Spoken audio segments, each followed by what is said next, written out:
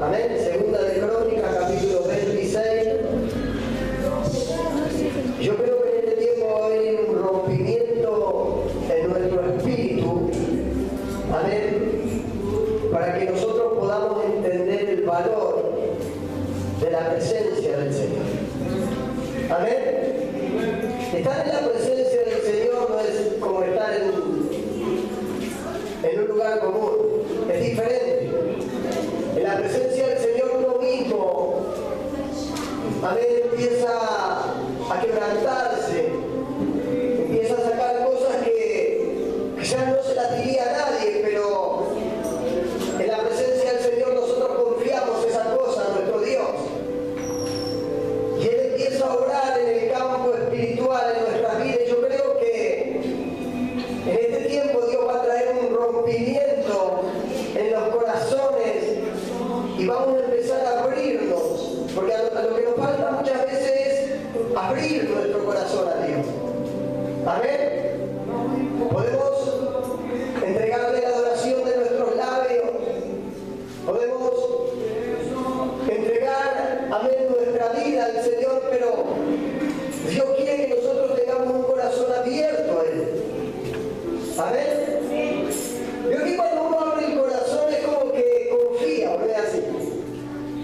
¿Cuántas veces, por ejemplo, le has abierto el corazón a una persona? Quizás una persona que amas. ¿Sabes lo que es que el corazón se abra? ¿Cuántos tuvieron esa experiencia? Nadie. Yo vivo en el planeta Marte. ¿Amén o no? Es como que, te lo voy a explicar de otra manera, ¿viste cuando uno está saturado, cargado, y siente, no sé, descargar todo eso y hablar con alguien? Muchas personas que no conocen el Evangelio toman la decisión de ir por ejemplo, a los psicólogos. Los psicólogos son personas que estudiaron naturalmente para escuchar los problemas de las personas. ¿Amén? Nosotros no tenemos psicólogos, pero sí tenemos a un Dios que nos escucha. Un Dios que quiere y le interesa, amén, lo que nos pasa. Y no solo que le interesa lo que nos pasa, sino que también Él quiere producir sanidad en nuestro corazón. Porque nuestro corazón se carga, ¿sabían que nuestro corazón se carga? Y llega un momento que vos querés explotar, ¿o no es así? Sos como una bomba de tiempo. Y cuando uno se convierte en una bomba de tiempo, no sabe si va a explotar él solo o va a hacer explotar a él, va a explotar él y a todos los que están al lado. Porque causa ese efecto. Y es por eso que cuando nosotros venimos a la presencia de Dios, no es solamente venir y cantar de labios y decir, bueno, estoy dentro de la iglesia, es mi obligación, aunque sea cantar. Fue mi obligación, aunque sea pararme y decir por lo menos, bueno, Dios, te necesito. Estar en la presencia de Dios significa mucho más que eso. Estar en la presencia de Dios es como dice la palabra, venid a mí todos los que están cargados y trabajados, que yo los haré descansar, por ejemplo. Y habla muchas veces de esas cargas que nosotros estamos siendo sometidos día a día en este mundo en el cual vivimos, ¿o no? Somos personas naturales y tendemos a cargarnos tanto que muchas veces no sabemos por dónde va a salir el cortocircuito. Y una de las cosas que nosotros tenemos que aprender como cristianos, como hijos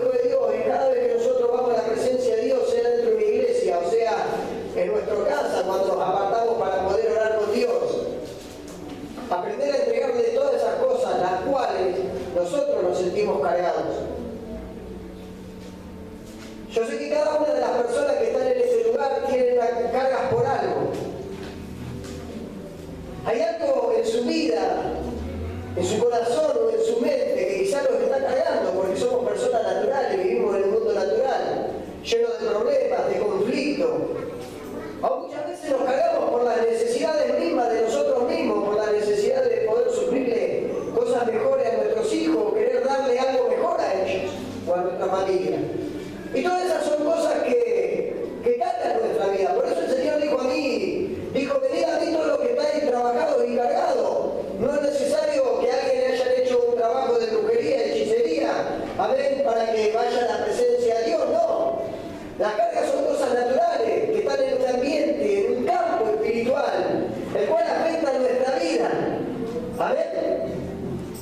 La palabra del Señor dice, no temas a aquel que pueda matar la carne. O sea que nosotros vemos que tranquilamente en el campo espiritual nuestra carne es afectada y golpeada, mas Dios te dice, más bien tener a aquel que pueda matar la carne y el espíritu, que ese soy yo. No yo el pastor, él.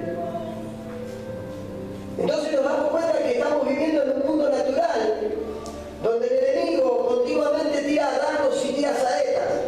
¿Saben qué es eso?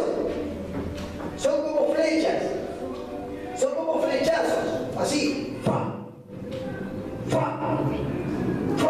Y nosotros no los vemos porque son sobrenaturales, no son visibles a nuestros ojos. Yo calculo que ninguno de los que está acá termina el día como lo empezó. Por ahí te levantás contento, gozoso, pero llega a las 10 de la noche y estás triste y afligido. Y vos decís, ¿qué pasó? Los dardos, las saetas, las luchas, las pruebas, las cargas y todas esas cosas que golpean nuestra vida, el templo, hacen que nuestra vida se canse. Es por eso que muchas veces cuando nosotros no aprendemos a darle a Dios, a ver todas esas cosas que Dios mismo nos las está pidiendo. Dios mismo nos está diciendo, venid a mí, vengan. Y no tiene que ser solamente dentro de una iglesia, cuando estás en tu casa y te sentís que estás cansado, que estás cargado, que hay algo que está afectando tu vida, tu corazón. Vos puedas ir al Señor, arrodillarte y decirle, Señor, yo te entrego esta carga por la cual me estoy sintiendo mal, me estoy sintiendo afligido, triste. Y ahí el Señor puede producir en nuestro corazón un rompimiento de esas cosas. ¿Para qué sirve esto? Todavía no empecé a predicar. Esto sirve para que nosotros podamos alinear nuestra peregrinación aquí en la tierra. ¿Saben que el único que pudo llevar una cruz tan pesada fue Jesús? Porque Jesús cargó no solamente con el peso del madero, sino que en el peso del madero estaba el peso del pecado de la humanidad, el peso de las enfermedades, el peso de las idolatrías.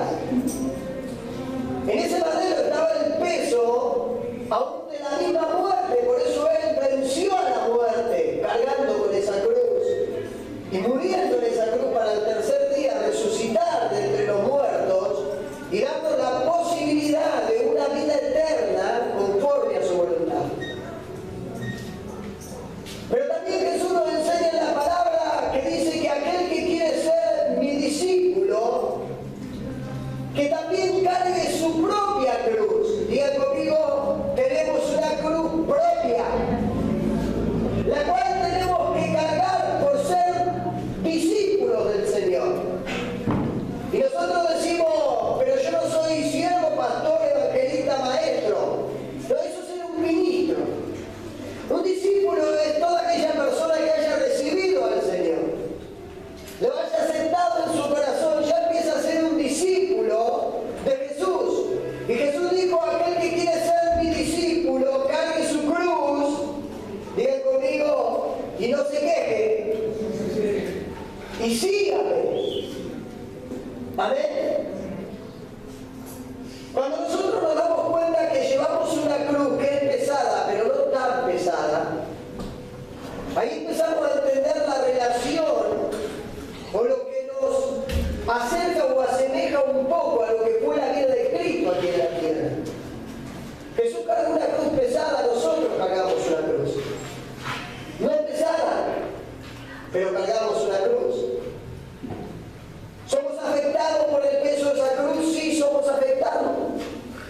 ¿Nos cansamos? Sí. Dice que Jesús iba caminando y se cayó. ¿Cuántas veces cayó Jesús, por ejemplo? ¿Cuántas? 7 veces cayó Jesús. La Biblia dice 7 veces caerá el justo, pero ¿qué pasará? Se levantará. Pero Jesús no cayó por ser pecador. Jesús no cayó por ser injusto. Jesús cayó por amor y por soportar, amén, todas las cosas que la humanidad estaba disfrutando sobre un madero. Todas las cosas estaban en ese madero. El pecado, la idolatría, la avaricia,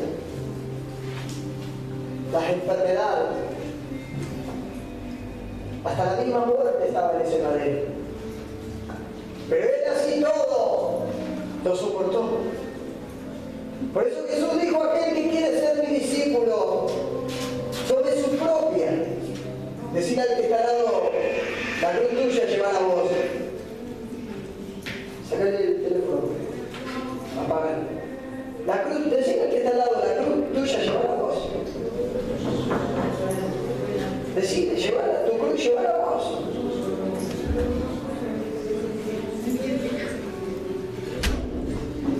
Aquel que quiera ser mi discípulo, cargue su propia, dice la Biblia, cruz.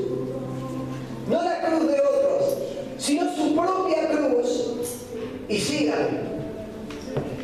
Y es por eso que cuando nosotros venimos a la iglesia y empezamos a confiar en Dios, es necesario que nosotros podamos hablar con Dios y entregarle las cargas que produce esa cruz la cual nosotros estamos cargando. Porque esa cruz nosotros no lo vamos a caer, porque es una carga espiritual. Pero Jesús lo sintió naturalmente, por eso fue vencido, además soportó muchísimo más de lo que nosotros estamos soportando. Es por eso que el Señor te dice: venid a mí si estás trabajado, si estás cargado, si estás cansado, que yo te voy a hacer descansar. Diga conmigo: en Jesús, en su presencia, en su iglesia, en el lugar donde Él habita, hay descanso para nuestra alma.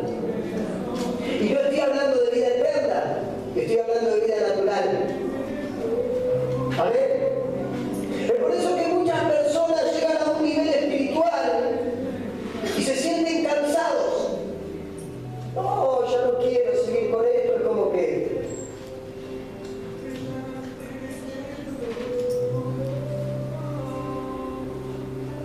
porque no aprendió a entregarle las cargas a aquel que realmente las puede llevar. Y entregarle las cargas del Señor es recibir, diga conmigo, es recibir descanso para nuestra vida. ¿Entienden lo que les digo? Es recibir descanso. Es por eso que la gente natural, la que no conoce al Señor, cuando se encuentra afectado por muchas cosas, ellos le llaman estrés. Van a un psicólogo y se ponen así en un sillón y le empiezan a contar al psicólogo todas las cosas que le pasan. Y el psicólogo lo escucha porque sabe que le va a dejar plata, no porque le va a solucionar el problema. Pero como vos tenés ganas de descargarte, te contás todo.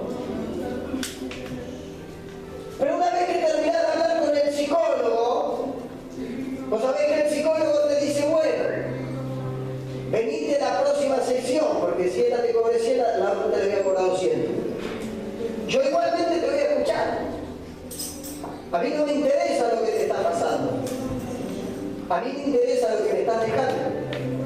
Eso es lo que piensa el psicólogo. Mas Dios no piensa igual que los hombres. Y a Él sí le interesa lo que nos pasa a nosotros.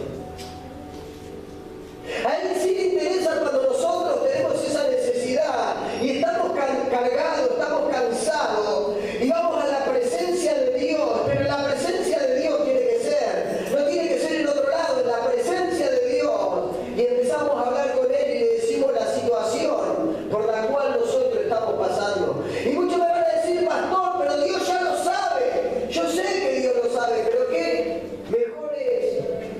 escucharlo de la boca de un hijo.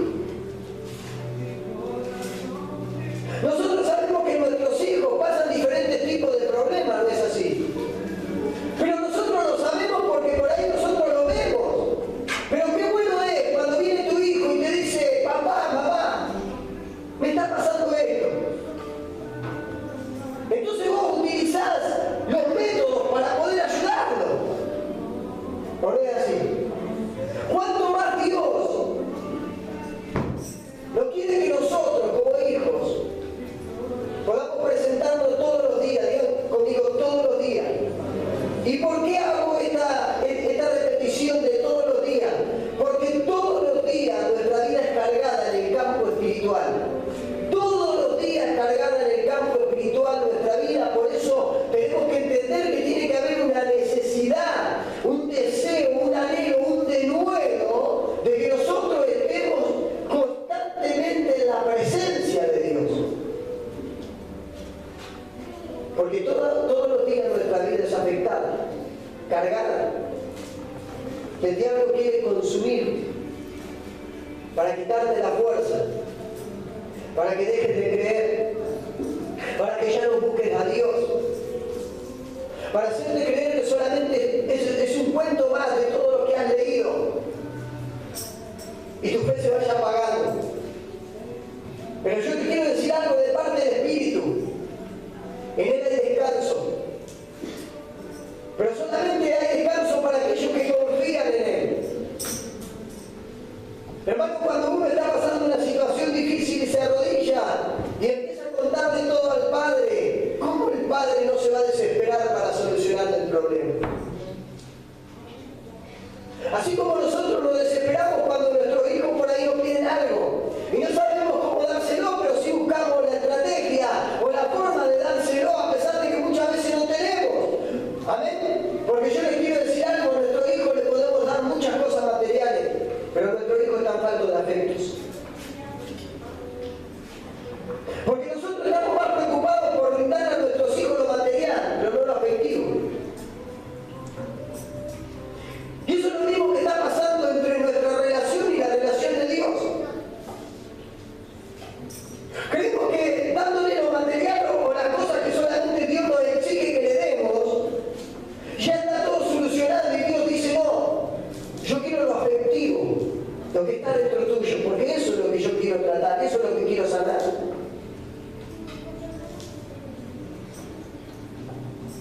¿Amén? Es por eso que nuestra vida permanece siempre cargada. Es por eso que nunca encontramos el eje para poder tener una verdadera comunión con Dios. Es por eso que nosotros nos cuesta acercarnos a Dios, porque todavía no hemos encontrado como hijos de Dios la confianza, porque nos cuesta acercarnos al Padre. Pero esas son las cosas que viene a solucionar el Espíritu Santo a nuestras vidas.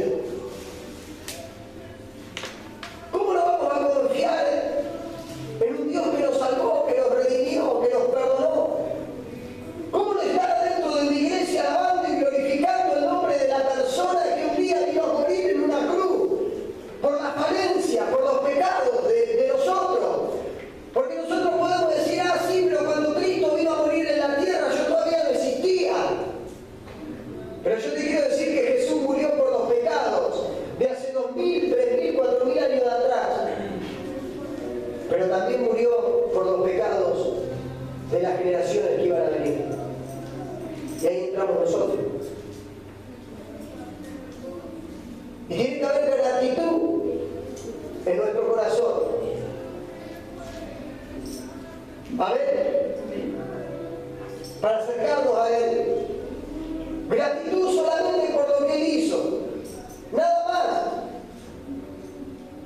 Muchas personas empiezan a materializar el cristianismo y dicen, Señor, si vos no me das tal cosa, yo no te alabo. Si vos no me das esto, yo no bendigo ni glorifico tu nombre. Y no es así. Solamente por gratitud. Y por más que nosotros hagamos todo lo que tengamos que hacer aquí en la tierra, jamás no nos va a alcanzar esta vida, ni 10 ni 20 vidas más que nos pueda dar el Señor,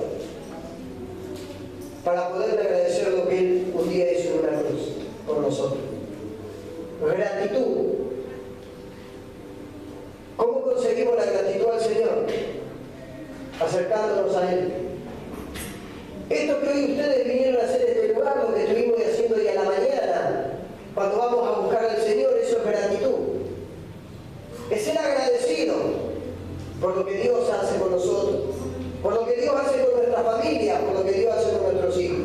Ustedes imagínense, hermanos, que si aún nosotros siendo cristianos, teniendo la cobertura de Dios en nuestra vida, pasamos diferentes luchas, pruebas y aún no somos afectados por enfermedades, ¿o no es así?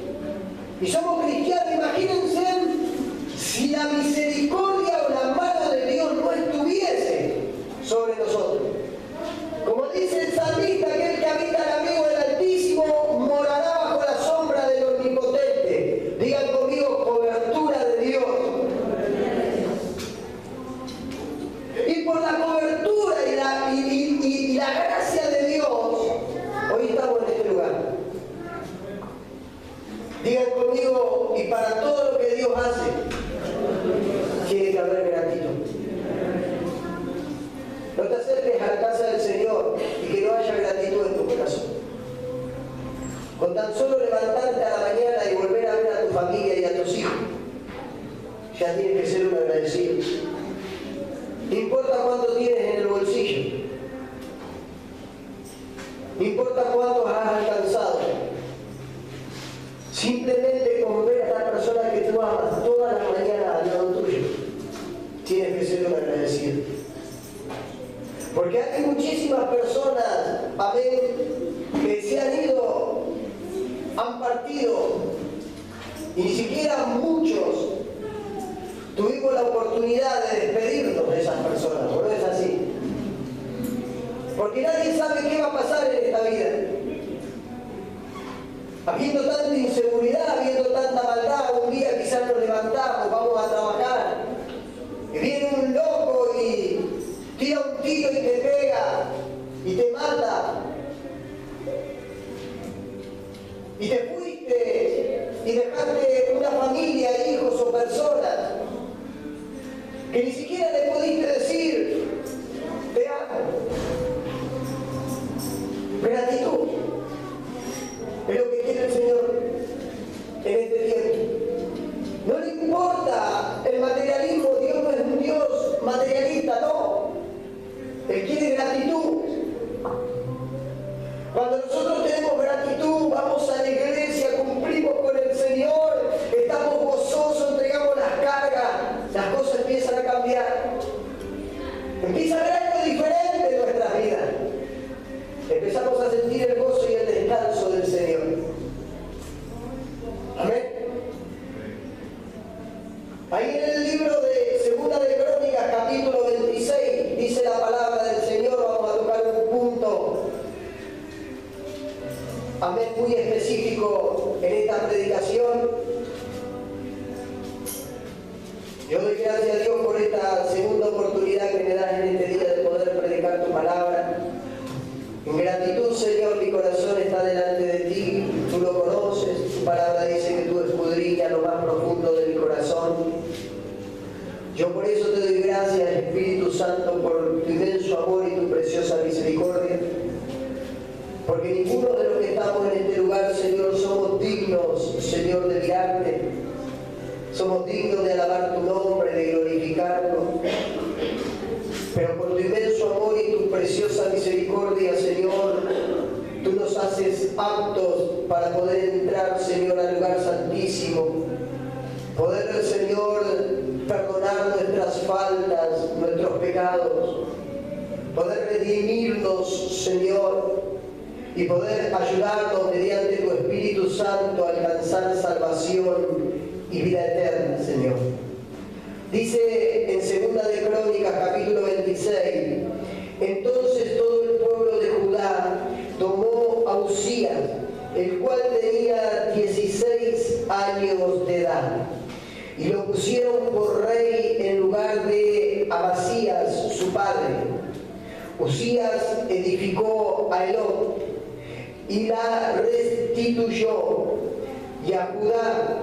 Después el rey Amasías durmió con sus padres. De 16 años era Usías cuando comenzó a reinar, y 52 años reinó en Jerusalén. El nombre de su madre fue Jecolías de Jerusalén, e hizo lo recto ante los ojos de Jehová, conforme a todas las cosas que había hecho Amasías su padre, y persistió en buscar a Dios todos los días. Repita conmigo: y persistió en buscar a Dios todos los días. De Zacarías, entendido en visiones de Dios. Y en estos días en que buscó a Jehová, digan conmigo, Él le prosperó. Vamos ahí a pasar al 16. No capítulo 16, ahí nomás el versículo 16 del mismo que estamos leyendo, dice: mas cuando ya era fuerte, ¿lo tienen? Mas cuando ya era fuerte, su corazón se enalteció para su ruina, porque se rebeló contra Jehová su Dios, entrando en el templo de Jehová para quemar incienso en el altar de incienso. Amén. Gloria a Dios. Hermano, vemos aquí una serie de reyes han pasado por Judá. Tomen asiento. Amén. Una serie de reyes han pasado por Judá, y uno de esos reyes, amén, que se habían escogido era este Usías. Amén. Dice que empezó bien el reinado de Usías. Él hacía todo conforme a lo que había hecho su padre. Amén. Andaba en las cosas del Señor, andaba en rectitud. Él persistía en buscar a Dios en los tiempos de Zacarías. Cuando habla de Zacarías, habla del profeta. Amén. Zacarías, un hombre, Zacarías, amén, con un don especial, el don de la revelación de Dios. Amén. Y Usías había como afirmado su reinado, amén, en Zacarías, un hombre que tenía revelación, un hombre que sabía que lo podía guiar bien en su reinado. Estamos hablando de un joven tan solo de 16 años de edad. Así dice la Biblia. Y 52 años estuvo reinando en Jerusalén.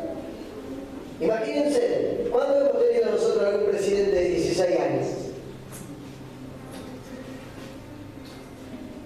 Pero este joven Usías fue escogido.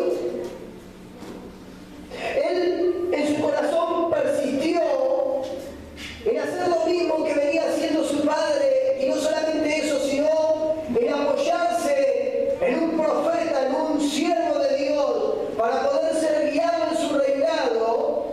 Y Dios dice que este varón lo buscaba, este rey de 16 años, dice que todos los días él buscaba a Dios. No tiene que haber un corte. Dice todos los días él buscaba a Dios. Si vamos al libro de Daniel, ustedes se acuerdan que dice que Daniel abría la ventana que daba no sé a qué lado. En este momento no me acuerdo. Dice que él se arrodillaba 3 veces por día. Digan, 3 veces por día. Y él oraba y adoraba a su Dios, hasta que luego sacaron un edicto para hacerle una trampa a Daniel y llevarlo a la muerte. Y bueno, Dios lo guardó de eso. Este Usías prácticamente hacía lo mismo. Él había recibido un reinado. Y fíjense cómo son las cosas. Cuando Jesús vino a la tierra, Jesús se proclamó rey de los judíos. Pero él no era rey. Había otro rey. Pero él se proclamó rey de los judíos porque él sabía que era realmente el rey. Pero cuando la gente le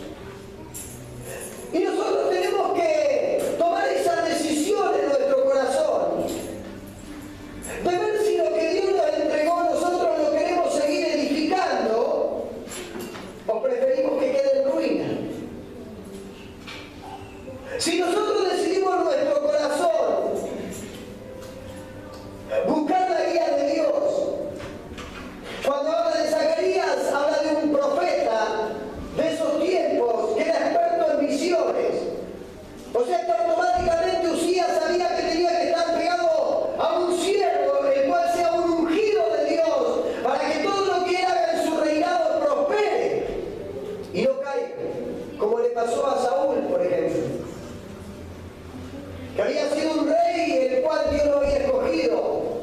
Dios quería ser el rey de Israel, sin tener ningún tipo de representación física. Él quería reinarlos. Israel tenía que haber sido un pueblo el cual se mueva por fe, como nosotros hoy nos estamos moviendo. Llegó un momento que Dios decidió que Israel se empiece a mover por fe, pero Israel no se pudo sostener con eso, mas Israel pidió rey. Y por cuanto Israel pidió rey, Dios le dio un rey, pero le dijo Dios: yo te daré un rey no conforme a mi corazón, sino conforme al corazón de ustedes. Y ahí le entrega a Saúl. Por más que haya sido un rey que Dios ungió, vemos que Saúl no supo sobrellevar su reinado. Él hacía lo que a él le placía porque él no se había apoyado en el ungido de esos tiempos. Y él empezó a gobernar conforme su corazón le decía. Y cuando Dios lo envía a hacer algo, él comete errores. Y por causa del error, Dios decide escoger a otro rey llamado David. Y David también era un joven, la Biblia dice que era un pastorcito de ovejas, que no se encontraba encima al frente del rebaño, sino se encontraba atrás del rebaño. No se encontraba entre sus hermanos, ni entre su familia, se encontraba solo y apartado, cuidando lo que una vez su padre le dio para que cuidase, un rebaño, ovejas. Mas cuando Saúl, el profeta que ungía a los reyes, el que estuvimos hablando hoy a la mañana, Dios por revelación le dice: toma tu cuerno, cuando vio que Saúl ya no estaba cumpliendo con la voluntad de Dios, más bien estaba reinando conforme a su corazón, y veía que el pueblo de Israel, el escogido, esa nación que Dios había sacado de los 400 años de esclavitud, amén, agarra y le dice: toma tu cuerno, llénalo de aceite, ve a la casa de tal persona y úngeme a su hijo como rey. Pero Dios no le dijo: unge a David como rey. Cuando Saúl se acerca en aquel lugar, este varón tenía como 6 hermanos. El primero que se presenta era grandote, hermoso, de buen parecer, y Samuel dijo: bueno, delante de Jehová está el ungido. Y lo quiso ungir, y el Señor le dijo: no, ese no es. Pasó el segundo, no es. Pasó el tercero, no es. Y le dice al padre: estos son todos tus hijos, no, me queda uno. ¿Y dónde está ese? Está allá al fondo cuidando de la oveja. Como diciendo: pero ese es insignificante, ese que va a ser rey. Dice: mándenmelo a llamar, hasta que él no venga, aquí no va a pasar nada. Cuando se acerca David, dice que el Dios mismo le revela a Samuel y le dice: ese es, úngelo. Y ahí tomó a ver este rey, siendo tan chiquito, esa responsabilidad. Pero David, después de la unción, al otro día no fue y tomó el reinado. Pasó por luchas, por pruebas, por dificultades. Aún el mismo Saúl lo empezó a perseguir para matarlo, y él tuvo que esconderse en la cueva de Adulam, en un lugar donde se escondían todas aquellas personas que los querían matar. Y en esa misma cueva Dios tenía preparado algo grande para David. De la gente que estaba dentro de esa cueva, Dios levantó un ejército para David para poder salir a conquistar. Mientras nosotros tenemos nuestra vida realmente siendo gobernada por el Señor y apoyada en los ungidos del Señor, en los verdaderos ungidos, en esas personas que nos sepan guiar en las cosas de Dios, no en las cosas del mundo, en las cosas de Dios. Porque muchos pueden hablar bien de Dios, pero el hablar bien de Dios nos hace que seas un ungido. El poner por obra la palabra de Dios. A ver, muchos pueden hablarte, pueden orarte, pero a la hora de estar en la iglesia o tomar los desafíos, muchas veces no los ve. ¿Entiendes lo que te digo? Pero cuando uno realmente apoya su corazón, la confianza en Dios y en el ungido y todo lo que ha recibido de Dios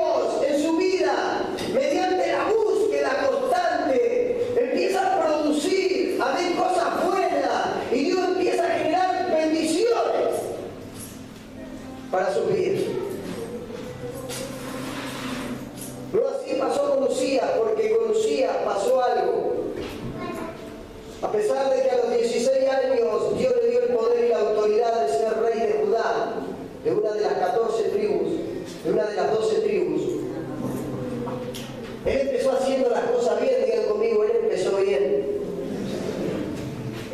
Y yo con esto quiero hacer resaltar algo, hermano. Todos los que estamos dentro de la iglesia y todos los que una vez le creímos a Dios, todos empezamos bien. El tema no es cómo empezamos, el tema es cómo seguimos esto. Saúl empezó bien, pero terminó mal.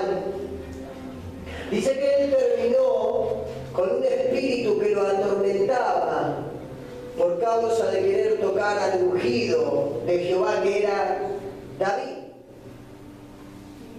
Da la casualidad que cuando Saúl necesitaba tener descanso para su vida de ese gran tormento, dice que le informaron y le dijeron que había un varón que tocaba muy bien el arpa.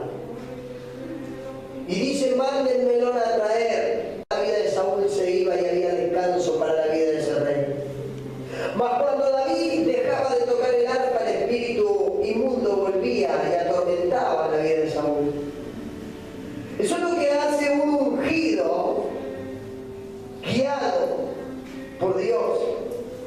Arrebata el tormento, quita la carga.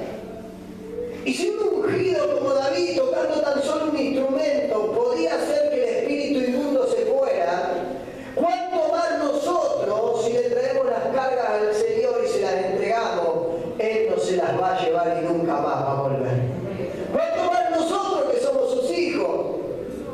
Él no va a tomar esas cargas. Y como le dijo una vez a un varón, le dijo, y esos filisteos, esos egipcios que habéis visto, ya nunca más lo veréis.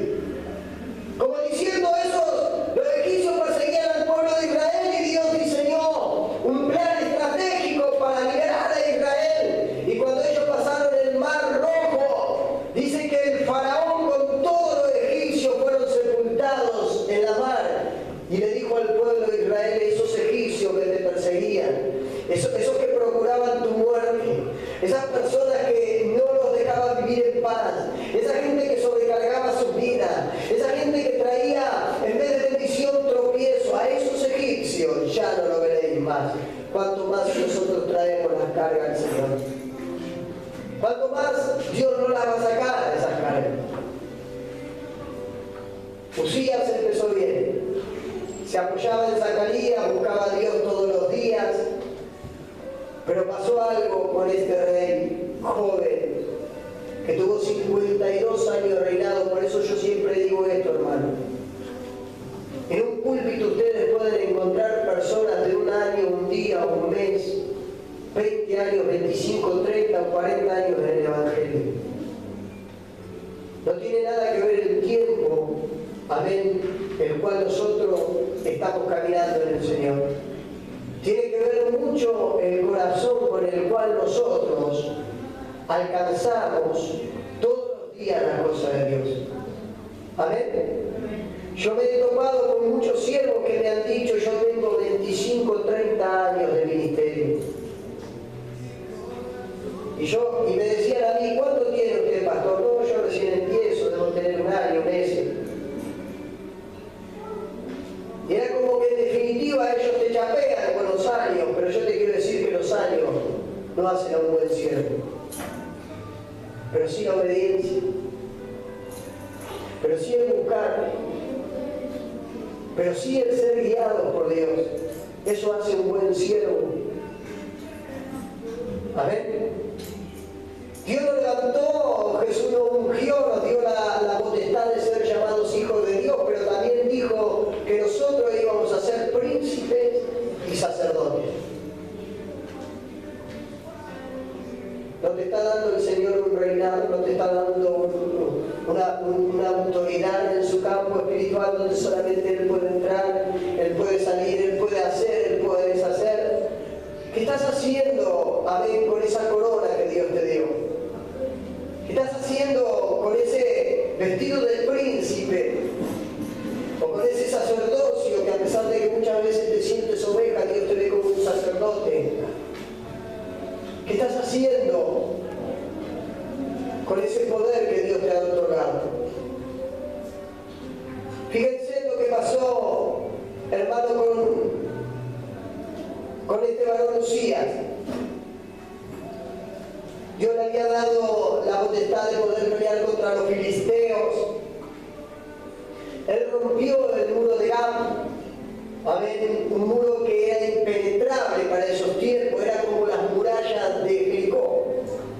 Los muros de Gab, nadie podía sobrepasar esos muros, mas Dios le dio a Usías el poder para traspasar los muros de Gab y conquistar, amén.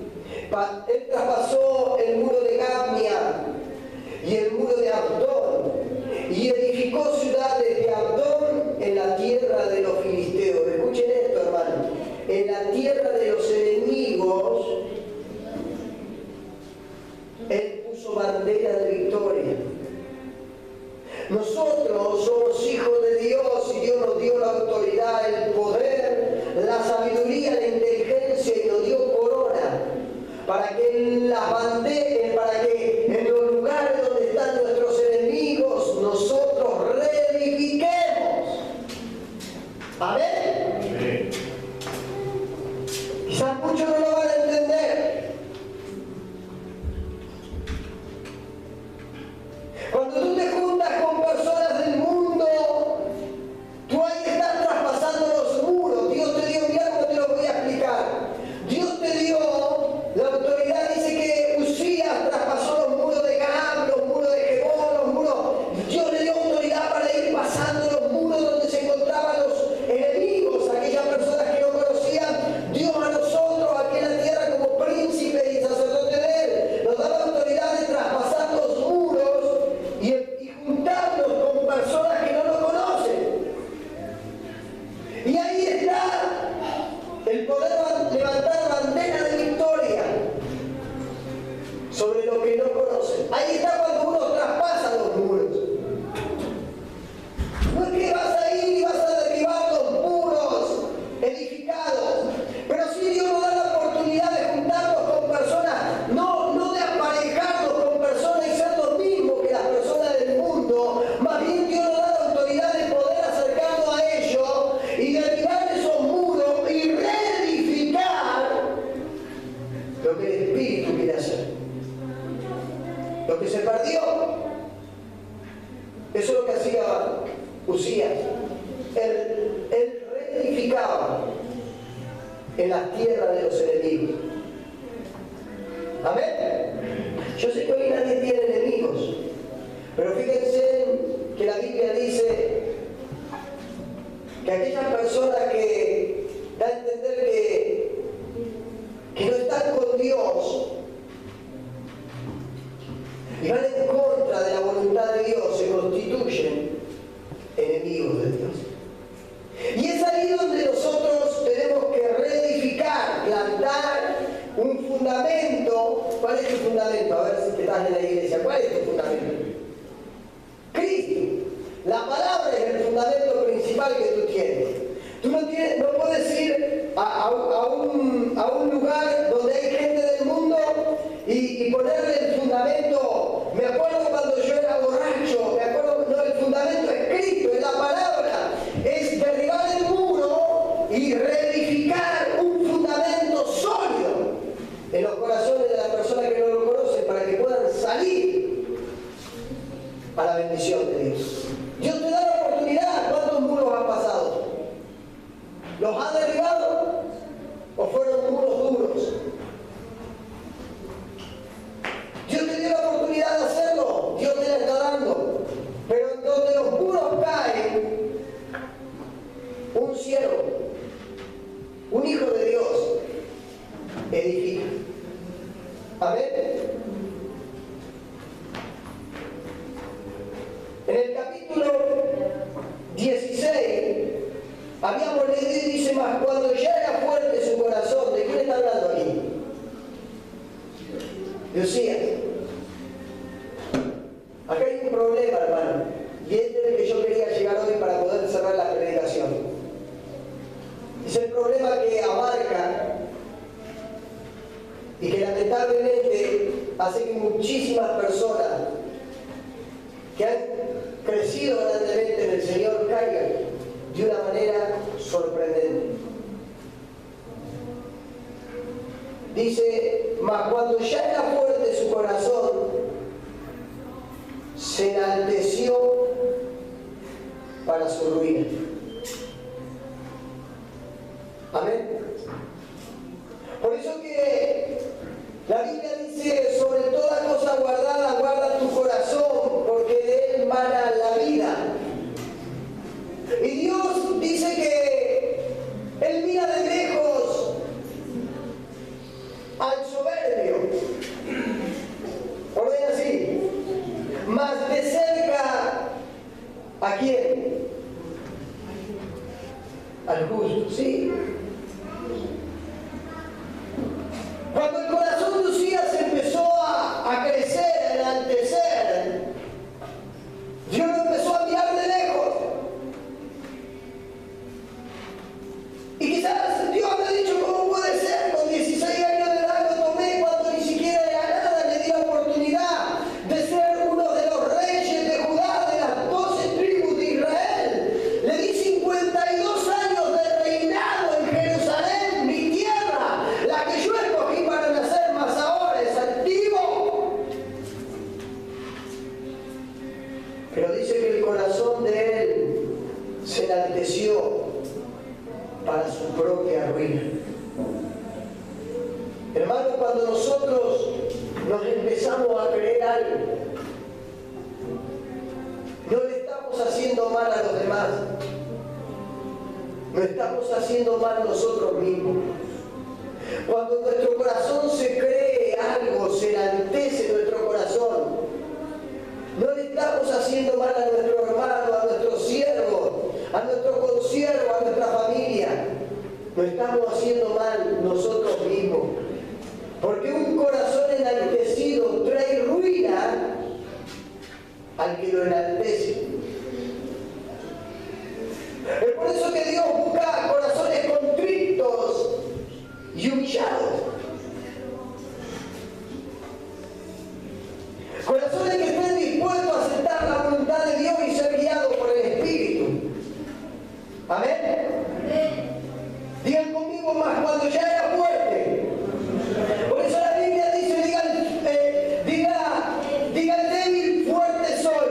Pero no le está hablando en el sentido del corazón, sino en el sentido espiritual. Porque muchas veces nosotros estamos físicamente caídos, pero espiritualmente fuertes. Mas este corazón se había vuelto fuerte y se enalteció. Le pasó lo mismo que le pasó a Nabucodonosor. Nabucodonosor era un hombre que estaba un rey respaldado por Dios, tenía un gobierno terrible en la tierra, mas él que quiso crear algo, una torre, un lugar que se llamaba la Torre de Babel, que muchos por ahí no entienden, la Torre de Babel. Dice que toda la humanidad antes hablaba el mismo idioma. Escuchen esto, toda la humanidad hablaba el mismo idioma. Y se habían puesto todos de acuerdo a hacer una torre por orden del rey Nabucodonosor, porque por intermedio de esa torre, la Torre de Babel, él quería llegar al cielo. Y cuando Dios vio que ellos se pusieron de acuerdo, el mismo Dios confundió la lengua y ahí fueron repartidos los idiomas en la tierra. Entonces, ¿qué pasó? Uno empezó a hablar chino, el otro empezó a hablar en inglés, el otro empezó a hablar en castellano, el otro empezó a hablar en guaraní. Entonces no sabían lo que tenían que hacer porque no se entendían. Entonces, ¿qué pasó? Se empezaron a dispersar y de ahí es que fueron creadas las naciones. Porque Dios trajo confusión donde una vez hubo un acuerdo. Pero no era un acuerdo cual él le agradaba. Porque nadie puede hacer algo que llegue hasta el cielo. Y así mismo Dios, cuando ese rey se enalteció y quiso hacer eso, amén, Dios que hizo, lo sacó de su reinado y lo convirtió en bestia. Lo hizo comer de la hierba del campo, de la inmundicia de la tierra, para que se dé cuenta que solamente hay un Dios y nadie puede pasar sobre él. Nuestro corazón tiene que estar afectado, amén, a esos principios de saber que Él es Dios y nosotros somos barro. Nuestro corazón tiene que mantenerse amén, el día que nos escogió, nos levantó y nos ungió, amén, en esa misma humildad, porque el corazón que se enaltece trae ruina para sí mismo. Amén. Fíjense lo que le pasó a este varón. Dice, porque se rebeló contra Jehová su Dios, entrando en el templo de Jehová para quemar incienso en el altar de incienso. Fíjense lo que hizo Uzías. En ese tiempo los encargados de quemar el incienso eran los hijos de Aarón, los consagrados para el templo.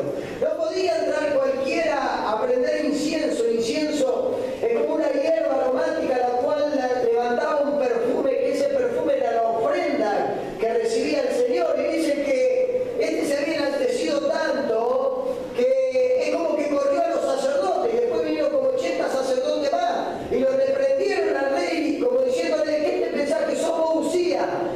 Vos podés gobernar en toda Jerusalén y tenés autoridad en todos lados, más en el templo de Jehová nosotros somos los ungidos, a nosotros nos corresponde entregar y quemar el incienso, porque Dios nos escogió a nosotros para que lo hagamos.